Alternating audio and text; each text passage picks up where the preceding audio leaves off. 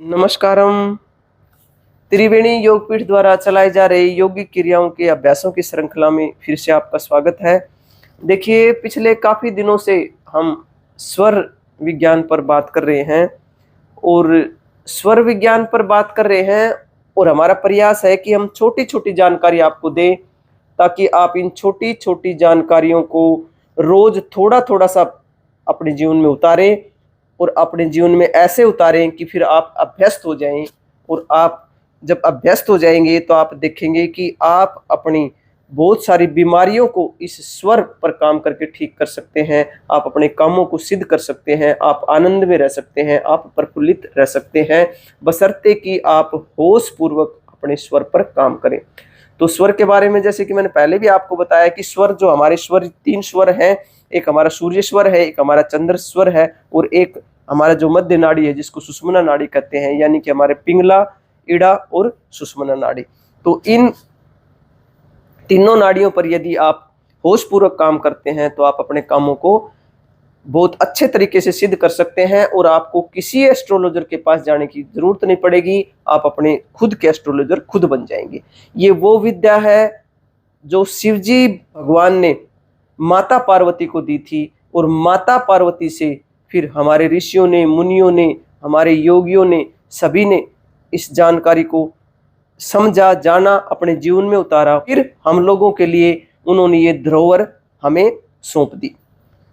तो आज जब हम बात कर रहे हैं स्वर विज्ञान की, तो स्वर विज्ञान को जानते जानते आपको कुछ थोड़ी थोड़ी बेसिक जानकारियों का पता होना बहुत जरूरी है। तो उन बेसिक जानकारियों में से एक जानकारी ये है कि आपको अपने शरीर की दिशाओं के बारे में पता होना चाहिए कि हमारी शरीर की जो दिशाएं हैं वो किस किस साइड में स्थित हैं। तो जब हम स्कूल में पढ़ते थे तो हमारे जो शिक्षक गण थे वो हमें दिशाओं के बारे में जानकारी देते थे। तो बहुत एक सिंपल तरीके से बताते थे कि भाई आप पूर्व दिशा की तरफ मुंह करके खड़े हो जाएं और फिर जब आप पूर्व दिशा की तरफ मुंह करके खड़े हो जाते हैं तो जिधर आपका मुंह है वो आपका पूर्व है और जिधर आपकी पीठ है वो पश्चिम है और आपका जो उल्टा हाथ है ये आपका उत्तर और आपका जो सीधा हाथ है ये आपका दक्षिण है।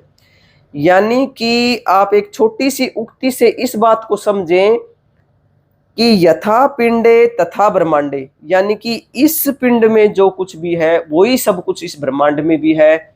यानी कि जब हम तत्वों की बात करते हैं, यानी पांचों जो तत्व हैं वो जैसे कि पृथ्वी, आकाश, जल, अग्नि, वायु, और चाहे आप नदियों की बात करें, चाहे आप पहाड़ों की बात करें, प्रकृति की बात करें, यानी कि जो कुछ इस यूनिवर्स में है वही हमारे भीतर भी स्थित है। लेकिन हम ब्रह्मांड के बारे में, यूनिवर्स के बारे में तो खोज कर रहे हैं, उसके बारे में खूब जानने लगे हैं, लेकिन हमें अपना जो ये कल है, जो हमारा ये शरीर है, जो हमारा ये पिंड है, इसके बारे में हम बिल्कुल भी अवेयर नहीं है। यदि आप अवेयरनेस के साथ होश पूर्वक इस पर काम करते हैं तो निश्चित रूप से आप अपने एस्ट्रोलॉजर खुद ही बन जाएंगे और अपने कामों को बहुत बेहतर तरीके से सिद्ध कर पाएंगे। तो अब दिशाओं के बारे में जान लेते हैं। आज हम मात्र आपको दिशा के बारे में बताएंगे। आपके शरीर की जो दिशाएं हैं वो किधर किधर स्थित है, फिर उसमें कौन सी एनर्जी है और वो कौन कौन सा ऑर्गन कैसे कैसे एसोसिएट करता है, ये चीजें हम अगली वीडियो में बताएंगे।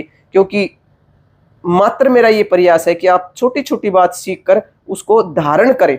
अगर आपको लंबी वीडियो के माध्यम से सारी बात बता देंगे तो फिर वो आपका होच-पोच हो जाएगा, गड्ढ-मड हो जाएगा, फिर आप उसको सीख नहीं पाएंगे। तो जैसे आपको पता लग गया कि आपकी पूर्व दिशा किधर है, क्योंकि हम जहाँ जिस एरिया में रहते हैं वहाँ की दिशाओं के बारे में तो हम अवेयर रहते ही हैं। तो उसके लिए आप क्या करें, आप खड़े हो जाएं या बैठ जाएं और अपना जो हाथ है वो अपना पूर्व दिशा की तरफ करेंगे। कौन सा हाथ? सीधा हाथ। देखिए मैं आपको बताती हूँ, समझने के लिए आप ऐसे समझें इसको। मैं पीठ इसलिए कर रही क्योंकि मेरा जो ये पूर्व है ना ये इस साइड में है, मेरा पूर्व इस साइड में है। तो मेरा हाथ देखो, सीधा हाथ मेरा पूर्व की तरफ है और मेरा उल्टा हाथ है ये पश्चिम की तरफ आ गया। तो ये मेरे जो शरीर का हिस्सा है, यानी कि जो ये पोर्शन है हमारा, जो राइट साइड का जो पोर्शन है ये मेरा हो गया पूर्व, यानी कि ईस्ट। और जो मेरा लेफ्ट साइड का जो एरिया है ये हमारा क्या हो गया? वेस्ट। ईस्ट और वेस्ट, इसको ऐसे समझे, ठीक है। और जो उत्तर दिशा है, तो शरीर को थोड़ा सा आप, तो सिर को थोड़ा सा आप आगे झुकाएंगे तो आपका जो सहस्त्रार चक्र है तो ये हमारा उत्तर हो गया, टॉप ऑफ द हेड हमारा उत्तर। और जो पिछली साइड में जब हम देखेंगे, जो दक्षिण दिशा की बात करेंगे, तो जो हमारी रीढ़ का जो मूल है, जो मूलाधार चक्र है, यानी कि जो आपकी रेक्टम है, एनस है या फिर रिप्रोडक्टिव सिस्टम है, ये सारे आपका दक्षिण दिशा होगी।